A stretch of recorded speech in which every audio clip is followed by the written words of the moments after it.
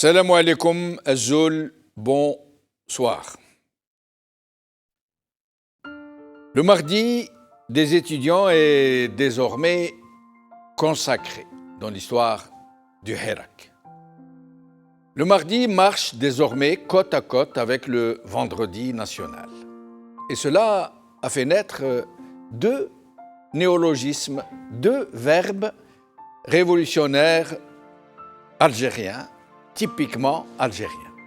Vendredir et mardir. Nous allons vendredir. Nous allons mardir. Mais ce mardi des étudiants est réellement exceptionnel, unique en son genre dans l'histoire des grands mouvements populaires, voire révolutionnaires. Parce qu'au-delà de sa haute portée politique, celle d'étudiants qui s'engagent massivement pour la libération de leur pays et l'avènement d'un état de droit, il y a eu cette volonté mûrement réfléchie de marcher en tant qu'étudiant, en plus de vendredir, en plus du vendredi, journée centrale à laquelle ces étudiants participent par ailleurs.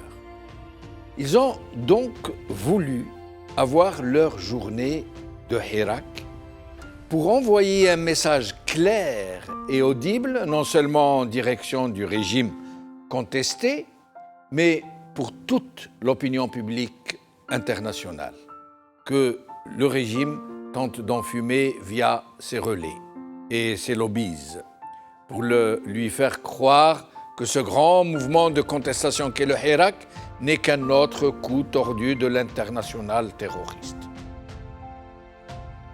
Et dans le même temps, ce mardi estudiantin est devenu, en marchant et en chantant, le signe très fort de la Renaissance comme autant de bourgeons précoces d'un printemps intellectuel qui annonce l'entrée en lice d'une vraie élite, une élite en gestation, qui viendra enfin balayer cette pseudo-élite mercenaire qui prétend parler au nom du peuple dans le même temps qu'elle s'empiffre au râtelier du système.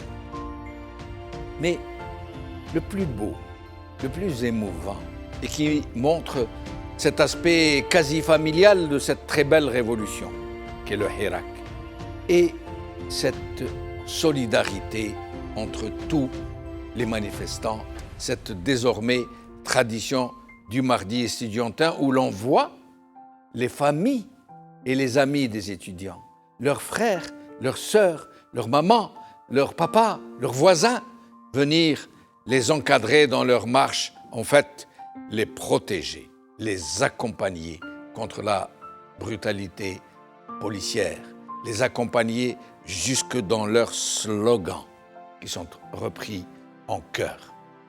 On n'a jamais vu ça, à mon humble connaissance, dans les grands mouvements de contestation dans le monde. Mais le régime ne reste pas les bras croisés, loin s'en faut. Et il fallait s'y attendre. Sa capacité à la subversion et à la contre-révolution est restée intacte. Et il tente, ce régime, de reproduire au pays, en Algérie, ce qu'il a réussi à Paris, à Place de la République. Semer la graine de la division, agiter l'épouvantail terroriste, diviser le Hirak. Jusque-là, il n'a pas réussi à semer la haine et la division entre la Kabylie et les autres régions. Malgré tous ses efforts, bien au contraire, il les a soudés, plus que jamais. Alors, qu'à cela ne tienne, a pensé le régime. Il est donc allé chercher dans son expérience parisienne et dans sa propagande des années 90.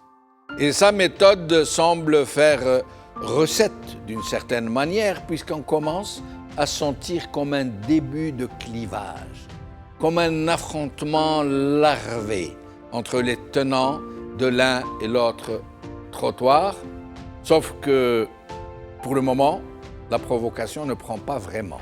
Pour le moment, du moins. C'est aux Algériens, et tout particulièrement aux étudiants, cette avant-garde du Hirak, ces élites qui s'apprêtent à entrer dans l'arène politique, de déjouer ce très dangereux complot. Celui qui vivra verra que le peuple vaincra. Inch'Allah.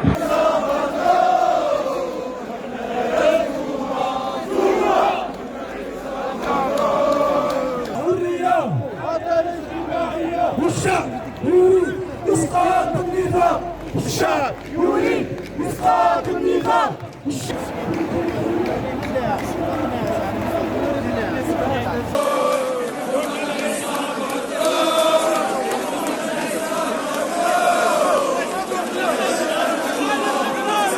قلنا معكم تيروريست الداخل قلنا نحاولوا هذاك كنت مع طالب كنت نعرفه كان